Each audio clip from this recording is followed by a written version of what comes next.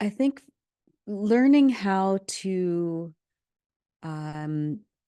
be skeptical of the stories and the narratives that we're told is, I think it's really critical for anyone learning about the world in which we live, to be able to ask the right questions. And I think critical media literacy is all about asking the right questions and being able to evaluate what is true, what is factual, um, against the context in which these stories are situated. So when we learn about why wars and occupations happen, or why there is environmental disaster, or why there are problems in our Western societies that feel like they are meant to punish people instead of lift people up, it's important to also ask questions about how that information is shared, and who are the people writing the stories, and who are the corporations behind those stories, and how they would maybe want stories and issues to be framed in order to see themselves and the work that they're doing to destroy the environment, or to create war, or to destroy social programs, more palatable and digestible for people to accept. And so critical media literacy, I think I mean, it should be taught as a fundamental part of education anyway,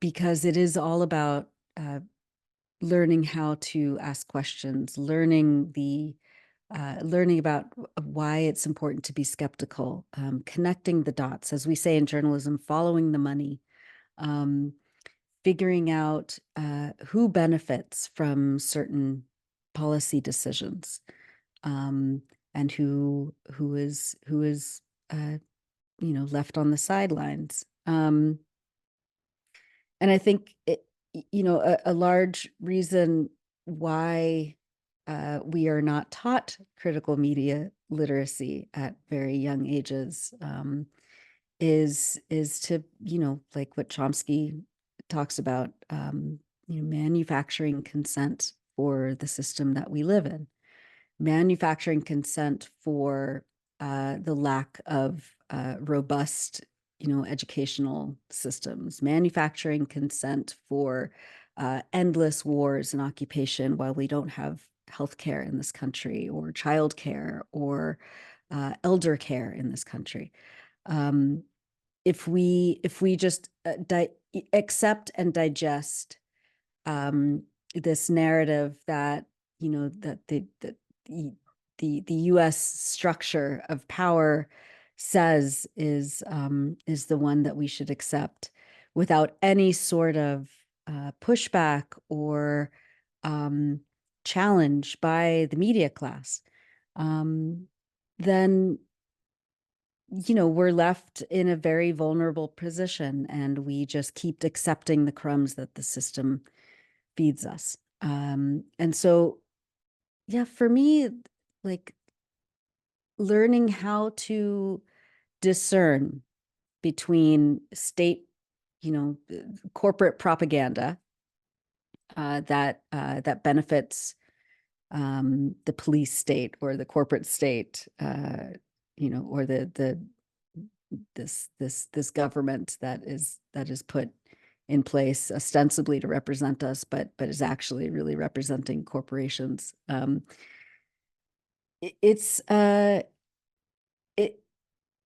to discern that, to discern the to differentiate between what we know is true, and how we are fed information that that benefits not us, but the 1% or the, you know, the ruling class, the centers of power, um, is really important to build movements as well, to build movements, to build community, to you know, be in a constant and evolving state of mutual aid.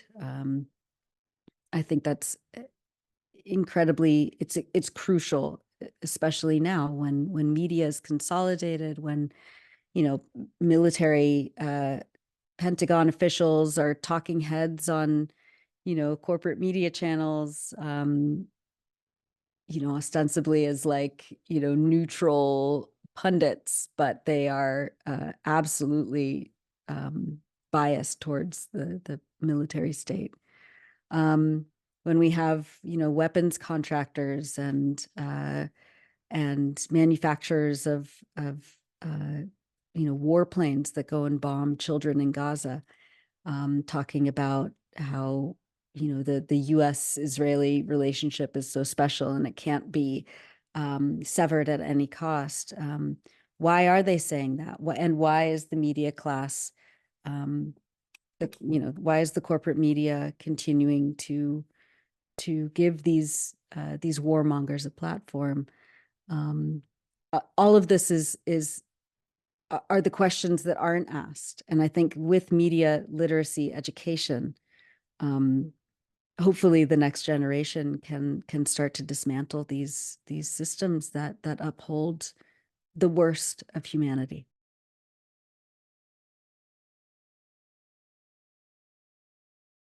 Yeah, I think independent journalism is the bullhorn for the people. When we have corporate media with their stated biases and their environment that fosters self-censorship, it is, I mean, it just kind of like it betrays free speech. It betrays the public's right to know. It betrays transparency in terms of the relationship between power and the people. And so independent journalism is one of the most critical forms of communication in this current moment, in this world, where, you know, people on the ground in places like Gaza or Yemen or Oakland, California, you know, where policies are being made by, you know, men and women in suits in the halls of power, these policies that directly affect people's lives elsewhere, in order to amplify their own voices and the voices of their community. Independent media is a critical intervention in humanity, in community, in you know, pushing back against these just draconian policies that ruin people's lives. Independent journalists, you know, we're not beholden to the corporate line. We don't, you know, I mean, this comes out all the time, but like, you know, these like kind of staff-wide memos that are being circulated by the higher ups at CNN or Fox, MSNBC, you know, saying which words you can say and which ones you can't when it comes to Palestine or, you know, Black Lives Matter movement or, you know, any sort of like critical look at weapons manufacturers or, you know, certain lobby groups. That's just kind of accepted as fact, as you know, like inside the corporate media circles. And if you want to get your story published and you work for one of those outlets, you begin to self-censor. You begin to accept the terms and conditions that these corporate machines have laid out.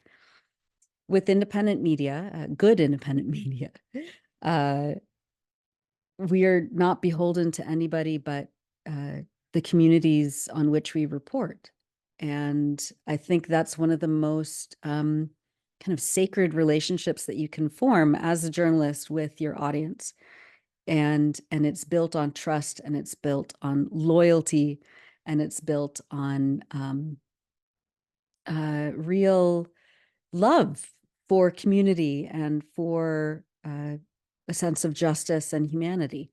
And I think that really, like, being a journalist that's beholden to no one but the people, that is, as Amira Haas, a great journalist, says, like, the good journalism is monitoring the centers of power, right? Not becoming it, not groveling at the feet of these policymakers that make people's lives miserable, or, like wanting to maintain your access to the White House press corps, the State Department.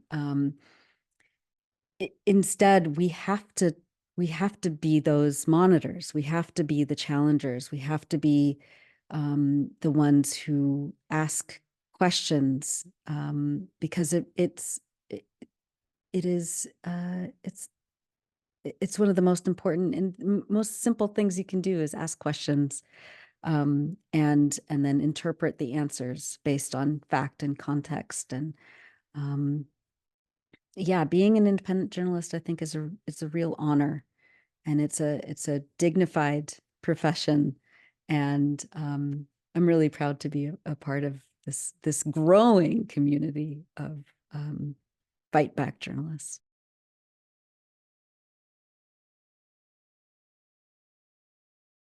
It's been stunning. It's been stunning to, to read, historical accounts of how media and the propaganda arms of repressive states um, have tried to manufacture consent for wars and for genocides, and to see it happening in real time, where right now in Gaza we see this is the first live streamed genocide that anyone's ever witnessed, where we are seeing a genocide happen on our phones and computers, being live streamed by the people that it is happening to.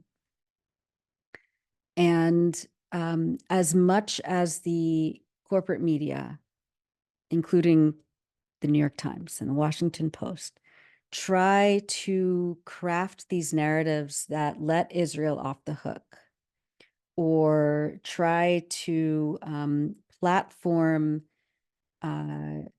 people with vested interests in the genocide, it's falling apart. These propaganda efforts, they're not holding up, because people are reading what the New York Times is saying in an article and then watching exactly what's happening. And the circle doesn't square. There is an obvious dissonance between what we are being fed and what we can see with our own eyes. And that is because of Palestinian journalists. That's because of people on the ground in Gaza who are our eyes and ears to this absolute monstrous atrocity that's happening day in and day out now for months. And these journalists, many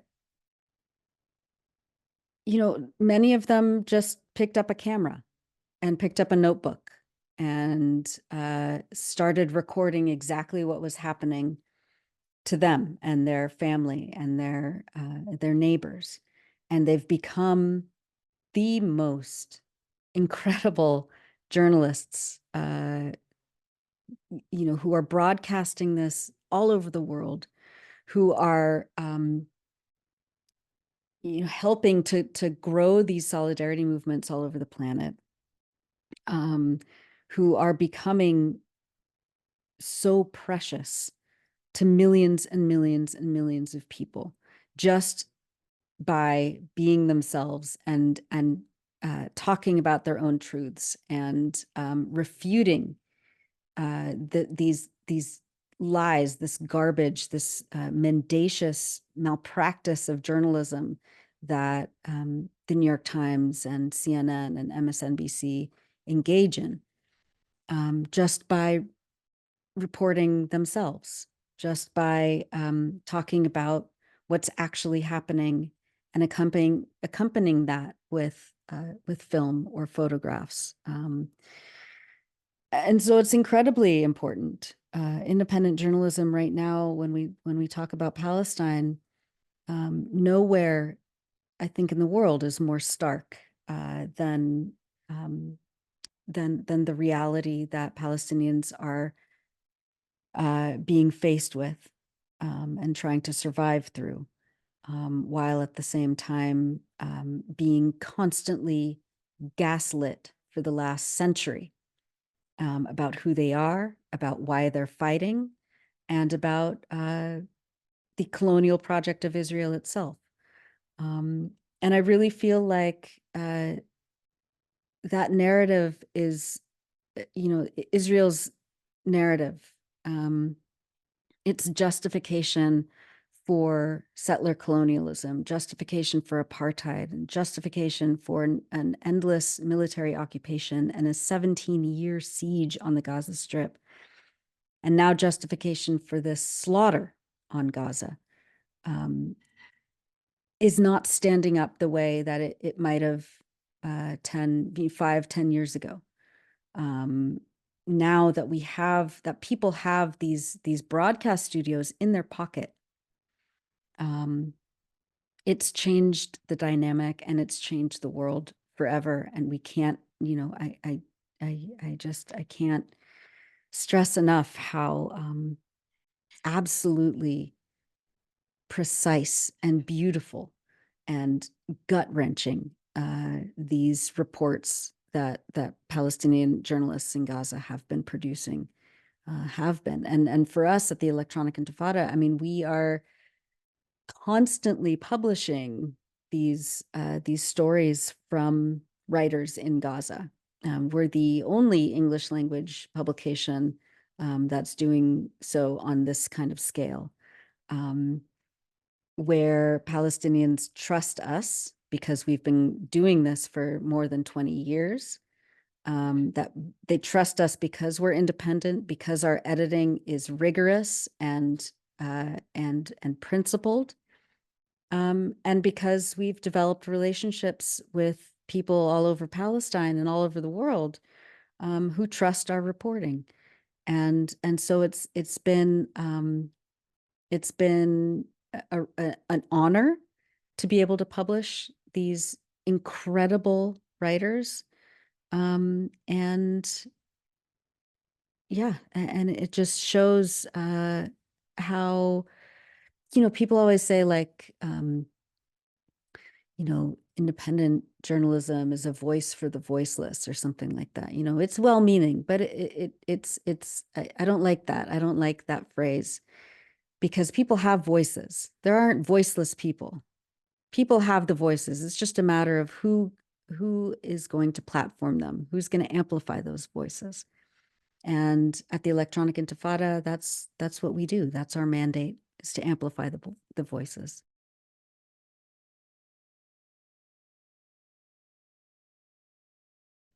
Yeah. Yeah. I mean, that's the thing. Like, the centers of power want to believe that that you owe them your vote instead of them going out and earning it. And a real huge part of that is trying to launder that that entitlement through corporate media, and putting on big shows just before the election, or promising these, pie in the sky policies, and then, at the last minute, yanking it out from under people, and or trying to, rebrand the Democratic Party as, some sort of like peace-loving, justice-seeking, party of the people, when its policies are just regular American, fascist police state policies, imperialist policies. And so I think being able to develop media literacy, especially at a time like this, when the propaganda machines are running overtime, to try and shame people into voting a certain way, or to not ask for what we deserve, or pit movements against each other. Um, we're also taught that electoral politics is the be all end all of democracy. Um, we should just kind of like shut up and go to brunch if a Democratic leader is elected. How could we, create mass movements that are against Democratic Party policies? Of course, all of this, you're gonna only hurt yourselves, sort of, shaming. uh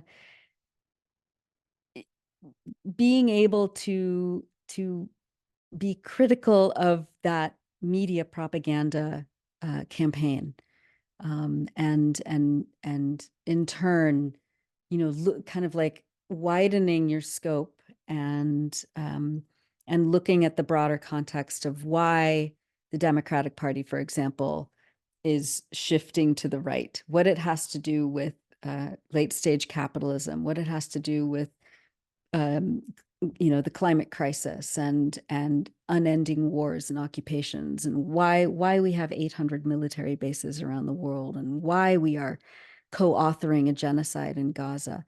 Um, I think is incredibly important to, whatever notion of democracy is left, whatever shred of it is left in this country. Um, and and just, developing your own political compass, I think is really important in that way. And there's no way that developing critical media, literacy in yourself, um, won't, completely kind of shatter the myths that you've been told, and develop you politically and principally. And that's one of the reasons why, of course, they don't want us to be literate in media critique, and why it's so important that we help each other become literate. Um, because they know that an educated movement, an educated populace, an educated 99%, um, is their worst nightmare. And if we are, if we can change uh, the path that this wretched country is on, um, that's only going to come from people making these material connections between how this country operates, and and the effects it has on us, um, and how different it could be if we had, if we had this like cohesive movement of mass movement of people. So yeah, I mean, it's incredibly important if you're an activist, or you're an educator, or you're, a bus driver or a garbage collector, to understand the importance of media literacy, of building community in that way, and of fighting for what you believe in.